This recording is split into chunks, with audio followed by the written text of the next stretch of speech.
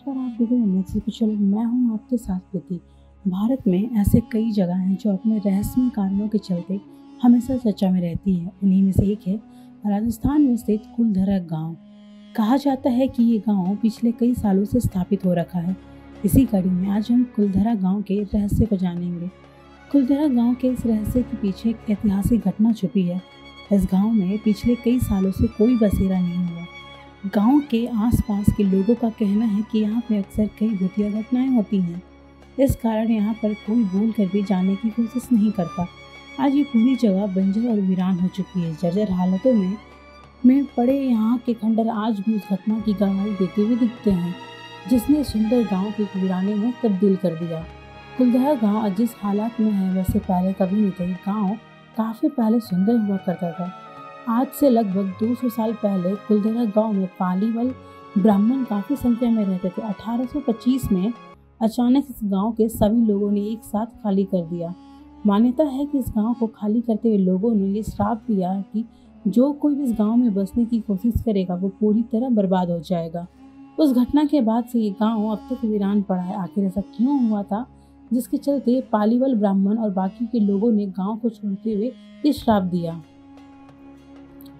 कहते हैं कि इस गांव को पालीवाल ब्राह्मणों ने सन 1291 में बसाया था। पालीवाल ब्राह्मण पाली के निवासी थे। वे सभी 11वीं शताब्दी में पाली से विस्थापित होकर राजस्थान के विभिन्न स्थान जोधपुर, जैसलमेर, साथीमेर, बीकानेर आदि से आकर यहाँ रहने लगे। उस दौरान कुलधरा काफ़ी समृद्ध गांव हुआ करता था। यहाँ गांव की हर सुख सुविधा से संपन्न था। यहाँ पर कई बड़ी बड़ी हवेलियाँ हुआ करती थी। अचानक इस गाँव में ऐसा हुआ कि जिसने सब कुछ बदल दिया।